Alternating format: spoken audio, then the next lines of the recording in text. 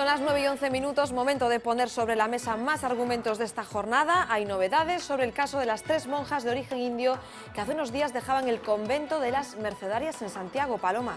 Sí, porque esta tarde hemos sabido que el juez ha llamado a declarar a las 3 religiosas. Una de ellas acudirá al juzgado en calidad de investigada. Las otras 2 lo harán como testigos. El magistrado Lago Louro toma esta decisión con el objetivo de poder formarse un mejor criterio sobre si existen indicios de responsabilidad penal en este asunto. Todo empezaba con una denuncia que hacía desde Madrid una monja, también de origen indio, que había dejado el convento. Esta religiosa aseguraba que sus 3 compañeras se encontraban retenidas en contra de su voluntad. El asunto que más controversia está causando es que ninguna de las monjas ha querido presentar una denuncia contra la congregación ni contra la Madre Superiora, que supuestamente las coaccionaba. El 7º día de rastreo de los 2 desaparecidos el pasado viernes en el entorno de las CIES termina una vez más sin novedades. Las condiciones del mar siguen poniendo muy difícil el operativo de búsqueda que hoy se concentraba en la zona de costa. El rastreo comprendió la zona oeste de las Islas Cíes, el tramo entre Monteferro y Santa María de Oia y también la costa de Vela en Omorrazo. Todo indica que mañana y el viernes el mar les dará una tregua, por lo que podrían actuar los buzos. La idea es que desciendan hasta 30 metros de profundidad de un acantilado subterráneo para poder inspeccionar el fondo. Hoy podíamos charlar con el tío de uno de los desaparecidos, Francisco Borja Alonso. La familia espera ahora un golpe de suerte. La búsqueda, como casi todos los días, es un poco frustrante, ¿no? La verdad que la climatología no nos está acompañando, no nos está ayudando para nada. Darle en nombre de toda la familia o agradecimiento más sincero a todo el mundo que nos está ayudando.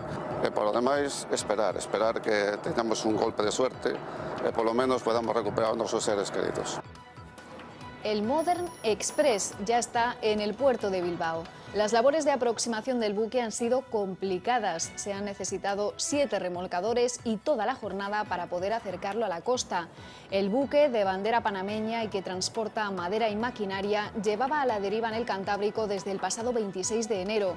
Es la primera embarcación a la que un Estado miembro de la Unión Europea ha dado refugio tras la aprobación la semana pasada de las directrices operacionales para buques necesitados de refugio. El 64% de los periodistas asesinados en 2015 murieron en países teóricamente en paz. Es una de las conclusiones del informe sobre libertad de prensa que presenta anualmente Reporteros Sin Fronteras, un informe en el que deja huella el golpe del Estado Islámico en los países europeos. Y es que generalmente en esta estadística la mayor parte de los periodistas han muerto en zonas de guerra, pero la masacre del semanario parisino Charlie Hebdo contribuyó a invertir esa tendencia el pasado año. Según Reporteros Sin Fronteras, la presión religiosa radical ha alcanzado cuotas sin precedentes en el mundo. El pasado año, 63 periodistas murieron asesinados, 317 fueron encarcelados y 54 secuestrados.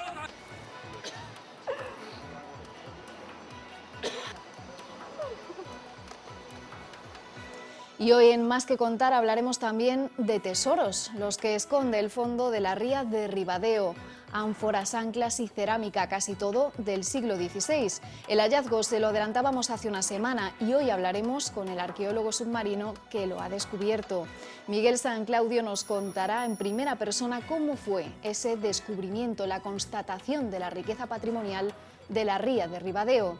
En un primer momento se creyó que en el fondo podían encontrarse incluso varios pecios. Las inmersiones han ayudado a desmentir esa idea, pero a corroborar otra. La zona era usada en esos siglos como fondeadero. Lo que entonces se perdieron aquellos buques por la borda es hoy una auténtica cápsula del tiempo para todos nosotros.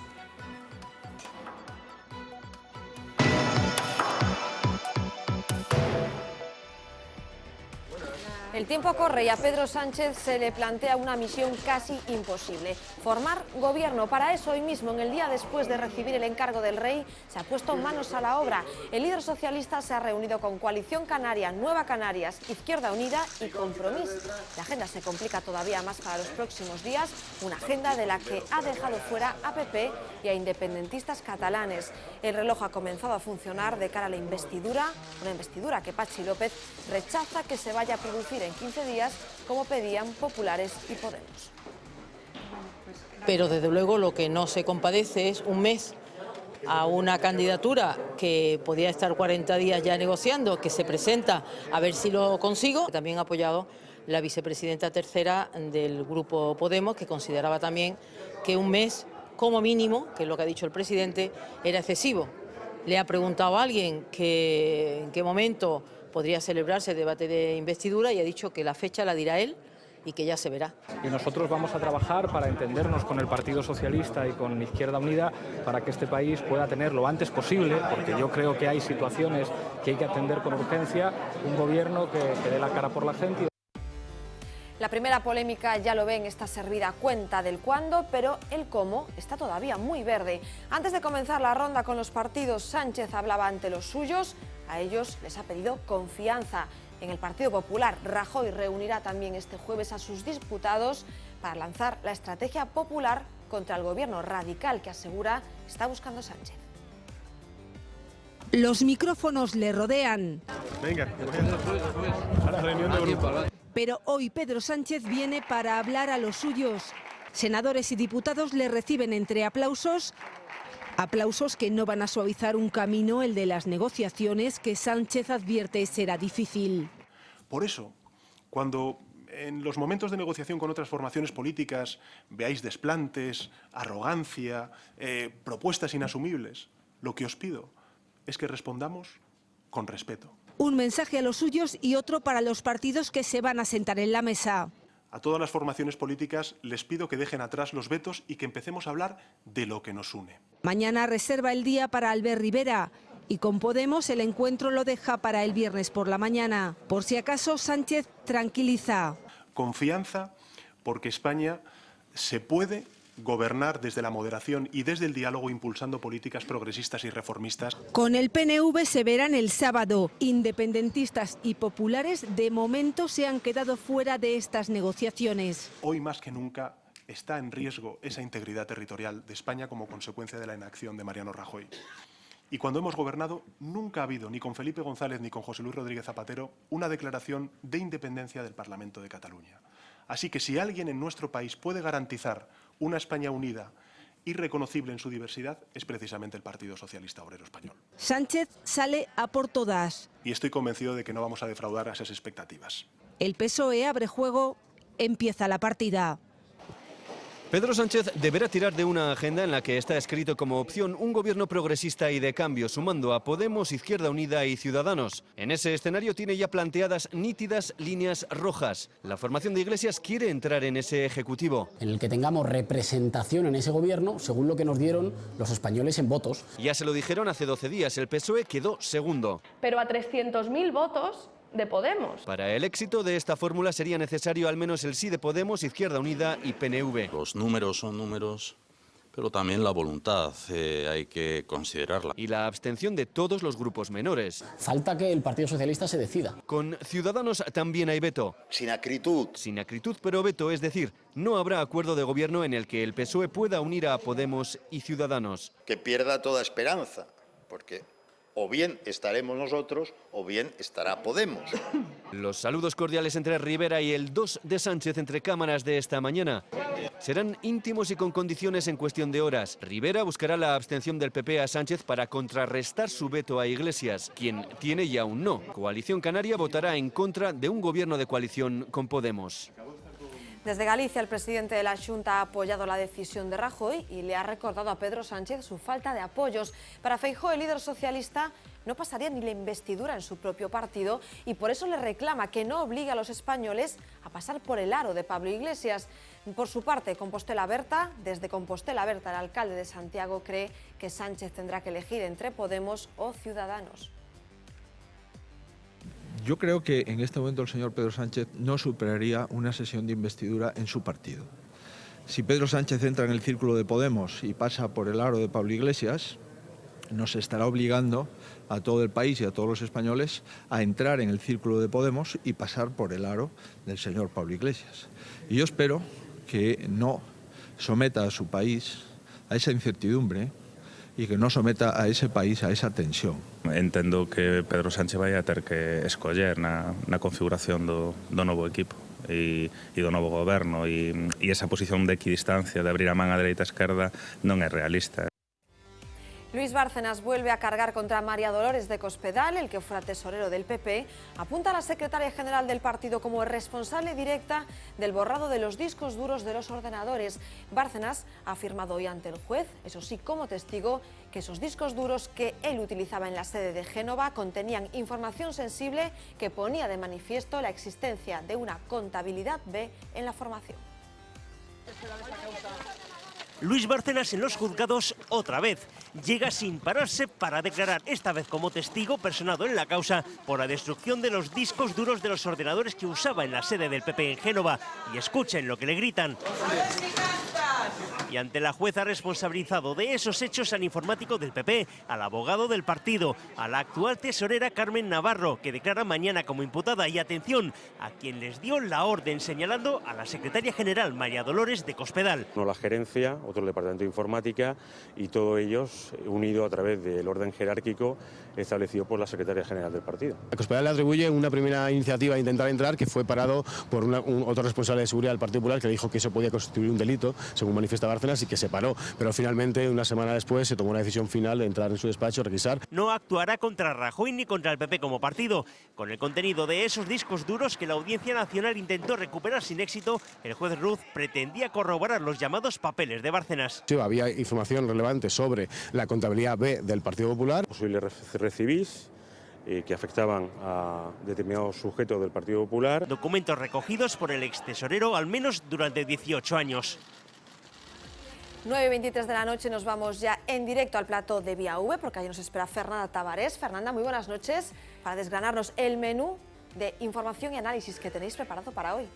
Bueno, pues un menú picadito, como siempre, variado. Por supuesto, seguiremos hablando y analizando la actualidad política, que continúa con la intensidad habitual en las últimas semanas, pero trataremos también de dirimir en la primera parte del programa si existe eso que se denomina banca cívica. A ver si es posible hacer las cosas de otra manera en un sector que, como todos sabemos, ha sido uno de los grandes responsables de lo que ha sucedido en España, en Occidente, en el mundo en general en los últimos años. Hablaremos de política mucho y hablaremos también de insultos.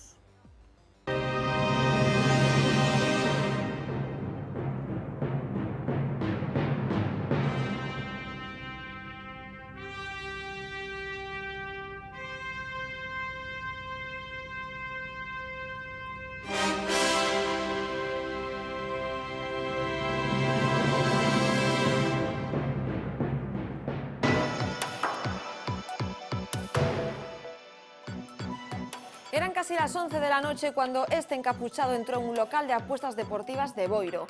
Se fue hacia la zona de la barra y allí a punta de navaja comenzó a increpar al dueño del local a grito de «abre, abre». Señalaba la caja fuerte, dentro estaban los 5.000 euros que se llevó de botín. Antes de escapar por una puerta del almacén, el atracador dejó atado de pies y manos al titular del negocio. Cuando los agentes llegaron al lugar ya no quedaba ni rastro de este atracador. Ahora la Guardia Civil intenta dar con su paradero. 2 días después del grave incendio que tenía lugar en pleno casco histórico, no se habla de otra cosa en Pontevedra. Siguen los trabajos en el edificio afectado el que acogía también un histórico comercio de telas. Ahora todo está a la expectativa del informe que elaboren los expertos de la policía. La actuación de los bomberos en el escenario ha sido muy criticada, aunque es cierto que la clase política ha empezado a cerrar filas en torno a su trabajo, y es que se siguen explicando cómo eran las circunstancias de ese virulento fuego. Se temió muy seriamente que las llamas se propagasen de forma masiva por toda la zona. Los bomberos de Pontevedra mantienen que su actuación por la calle Michelena y no por a Ferrería fue correcta. Algunos vecinos también mantienen que los bomberos tardaron demasiado en llegar. En 5 o 6 minutos aproximadamente estábamos en la calle Michelena, precisamente porque era en aquella zona donde había más riesgo, el riesgo era inminente para la propagación a los edificios adyacentes. Hay que recordar que estamos en una zona monumental con estructuras de madera y con una carga al fuego bastante grande, ¿no? El riesgo de propagación en aquel momento era mucho más intenso en la calle Michelena, una calle más estrecha, donde también había riesgo de propagación a los edificios de enfrente, además de los laterales. Una vez que el fuego llegó a la mercería, con la cantidad de combustible que allí había, hubiese sido similar. Incluso habría un riesgo mucho mayor, o habría de que los daños en viviendas fuese mayor todavía de lo que realmente fue. Claro, los bomberos llegaron, empezarían por donde tuvieron que empezar, ellos sabrán que son los que entienden, y claro, y el fuego corrió. Claro, los bomberos estaban en la parte de arriba. Sí, en cuestión de media hora o un poco más se había propagado, ya ardía con todo. Posiblemente si hubieran intervenido antes se pudiera haber hecho algo más. Nunca se sabe. Yo vi gente en la herrería, pero no vi ningún coche de bomberos en la herrería. Es, según la OMS, una emergencia internacional de salud pública, pero en Galicia no es posible contagiarse del virus del Zika. Es la idea en la que insiste el Sergas, que manda un mensaje de tranquilidad. El riesgo se circunscribe a las embarazadas que piensen en viajar a Sudamérica, especialmente a Brasil y a Colombia, y especialmente, además, en el primer trimestre de embarazo. Ante un posible caso, Galicia tiene su propio protocolo. De no haber oído hablar del virus del Zika hemos pasado a considerarlo una de las principales preocupaciones sanitarias, incluso por parte de la Organización Mundial de la Salud. Pero ¿cuál es la situación en Galicia? Se lo preguntamos a Xurxo Herbada, responsable de información del Servicio Galego de Saúde. ¿Hay que preocuparse en la comunidad? No, aquí en Galicia no es posible coller o virus do Zika, porque non hai transmisión persona a persoa e non hai mosquito en Galicia que é o que transmite de unha persona a outra. Por lo tanto, a única posibilidade é ir a un país de estos con problemas e ali collerlos. Acabase de demostrar un caso en Texas de transmisión por vía sexual. Pode existir o contagio por outras vías? Bueno, está demostrado que aparece en leite materna, no semen, na saliva, pero non está claro a capacidade de transmitirse. No, está este caso, pero este caso todavía ten que, como decía o asesor da OMS, ten que estudiarse. E cales son eses síntomas, ou pouco que se sabe, eses síntomas polos que se debe de preocupar alguén? No, vamos a ver, aquí nada. O sea, se estás aquí e tes síntomas deste que son síntomas moi leves, o febre moderada, un rascutáneo, o sea, es un enrollecemento da pel, que tamén pode provocar mialgia, dor articular ou muscular, dor de cabeza, un síndrome que pode pasar como un síndrome gripal, o sea, unha cousa leve, e só un de cada 4 que se infectan ten síntomas, o sea, a maioría se infecta pero non ten sintomatoloxía. O problema, como se comentaba, era con as complicacións que en algún caso, e sobre todo nas embarazadas. O primeiro trimestre, basicamente, parece o máis preocupante, entón sería si durante ese tempo estuvo de viaxe por algún país dos afectados, non hai un tratamento específico. Nin vacuna, creo, non? Non, todavía non. Están agora anunciando que pode empezar os primeiros ensaios dunha vacina, pero eso leva tempo, anos. É como chikungunya, que o ano pasado afectou, por exemplo, en España, hubo 200 casos importados. Non sería un virus preocupante de non ser polo tema do embarazo, non?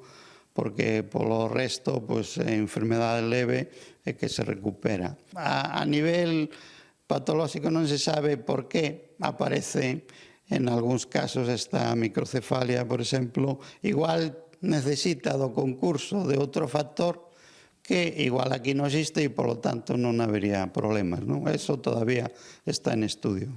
Deben restringir as embarazadas as viaxes a América Latina e a que países en concreto?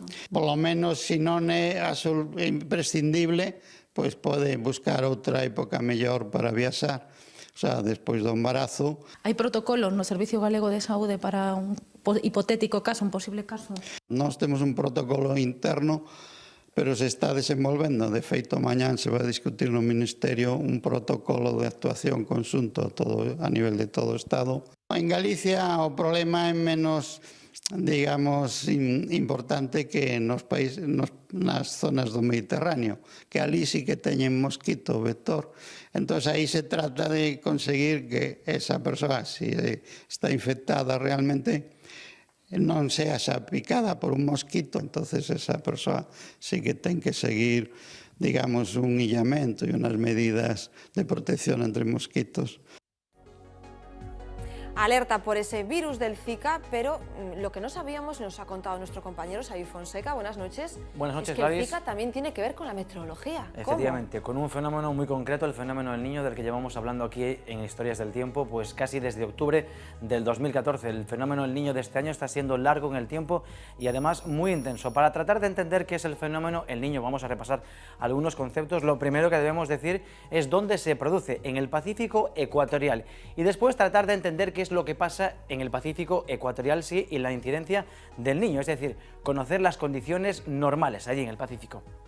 Lo vamos a ver en el siguiente gráfico. Lo que ocurre en el Pacífico ecuatorial es que los vientos alisios, que soplan del este hacia el oeste, al contrario que en el hemisferio norte, que soplan del oeste hacia el este, empujan el agua hacia las costas de Australia e Indonesia. Esas aguas, después de recorrer el océano más grande del mundo, llegan muy cálidas y, por tanto, las condiciones normales en el océano Pacífico son Australia e Indonesia, ambiente húmedo y cálido como consecuencia de toda la evaporación, lluvias muy intensas. Sin embargo, en América del Sur las condiciones normales suelen ser frío y seco, un clima frío y seco. ¿Qué ocurre entre 3 y 5 años? Bueno, pues que el proceso se invierte, es decir, deja de llover donde antes llovía y empieza a llover donde antes no llovía. Vamos a ver en el siguiente vídeo qué es lo que ocurre. El proceso se invierte y toda esta agua que estaba en la zona de Australia se vuelve cara a la zona de América del Sur. Esto lo que provoca es que de repente, pues, como decimos, en zonas como por ejemplo en Chile, comience a llover de forma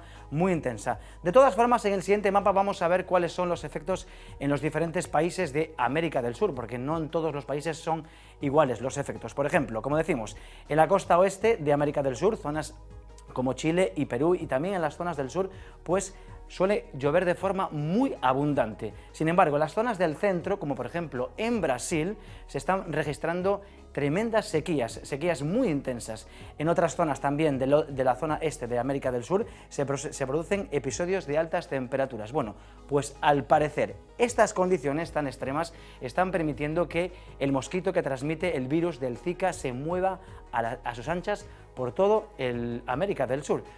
Así que el virus de Zika es la última consecuencia del fenómeno del Niño que, como decimos, este año se está reproduciendo de forma muy intensa y que todavía sigue haciéndolo. De momento no parece que vaya a tener fin. En fin, dejamos el continente americano y volvemos a Galicia para contarles la previsión del tiempo para este jueves. Seguimos, como lo están viendo, bajo la influencia del anticiclón, condiciones muy secas como hemos tenido este miércoles. Fíjense en el mapa previsto para mañana jueves 4 de febrero, cielos completamente despejados en toda la comunidad. Únicamente habrá que destacar las típicas nieblas que se forman en el interior de la comunidad. Con esta configuración las temperaturas máximas ascienden de forma ligera, pero las mínimas vuelven a caer en picado. Fíjense, por ejemplo, en Ferrol, donde la mínima va a ser de tan solo 2 grados, así que por la noche hay que abrigarse adecuadamente a pesar de que por el día el cielo esté despejado. En otras zonas de la comunidad encontramos una situación muy parecida. Fíjense, en Lugo mínima de 1 grado y en Pedrafita mínima negativa. Desde luego no va a nevar porque con este panorama, cielos despejados, no esperamos precipitaciones, lo que sí se va a formar son intensas heladas. En la provincia de Pontevedra encontramos máximas que van a alcanzar los 16 grados, temperaturas altas para la época del año, incluso los vientos van a soplar variables, suaves e incluso de componente este, así que durante las horas centrales del día la sensación térmica va a ser muy agradable. Y en el interior de la comunidad, provincia de Ourense, situación muy parecida, máximas que van a alcanzar los 16 grados y en Berín, fíjense, menos 2 grados bajo cero, mejor dicho, se dice mejor, y por tanto se van a formar intensas heladas. Así que este jueves, tiempo seco, sol, pero por la noche mucho frío. Y hoy en Historias del Tiempo les vamos a hablar de algo muy interesante. Al parecer, a partir de la próxima semana se esperan cambios en las condiciones meteorológicas muy importantes como consecuencia de un proceso atmosférico del que hasta ahora sabíamos muy poco.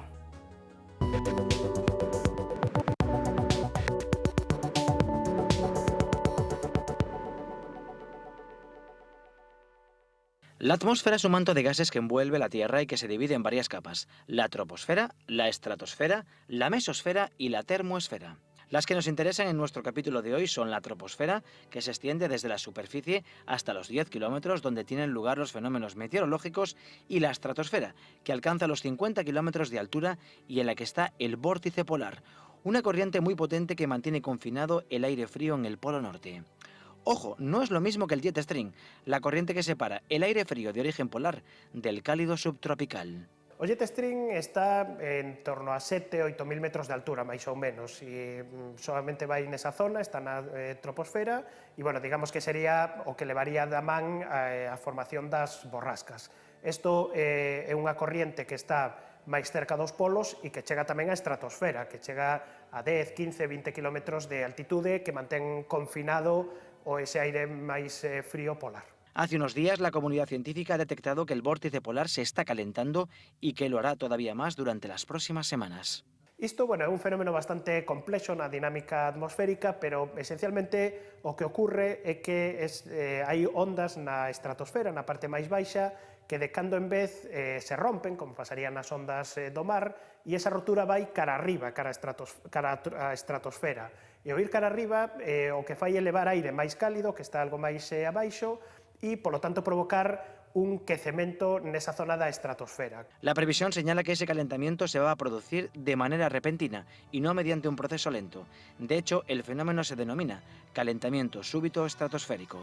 Bueno, pois a estratosfera nestes momentos está entre 50 e 60 graus baixo cero e, en principio, o pronóstico é que ese calentamento súbito pois nos leve a valores casi cercanos aos 0 graus, entre 0 e menos 10 graus, con lo cual estamos falando dun incremento de 50 graus, un incremento impresionante que se pode dar en poucos días e que efectivamente pois vai a debilitar ese vórtice e vai a facer que ese aire frío se poida mover a zonas máis ao sur.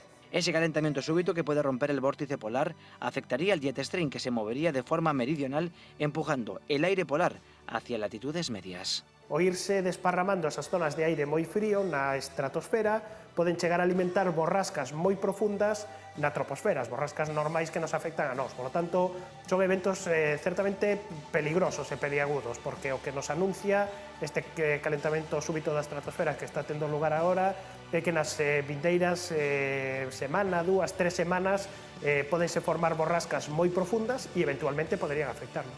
Unas borrascas que ya empezamos a ver en los modelos meteorológicos de la próxima semana, como podemos apreciar en este mapa.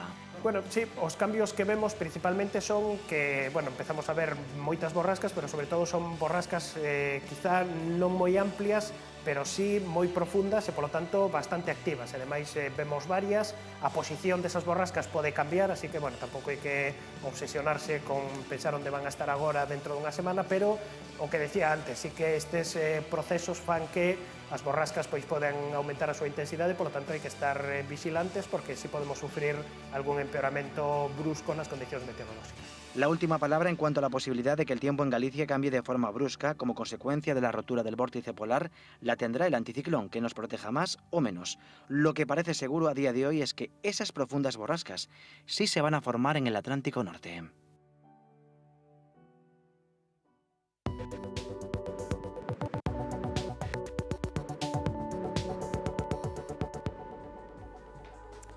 Bueno, Gladys, pues estaremos muy pendientes de la evolución de este proceso que parece que anuncia cambios importantes a partir de la próxima semana. A ver si perdemos esta situación que no queremos de sol. Gracias, Xavi, hasta mañana. Hasta mañana. Nosotros paramos solo unos instantes. A la vuelta les vamos a hablar de grandes tesoros del patrimonio gallego, pero que están además sumergidos. Ahora volvemos.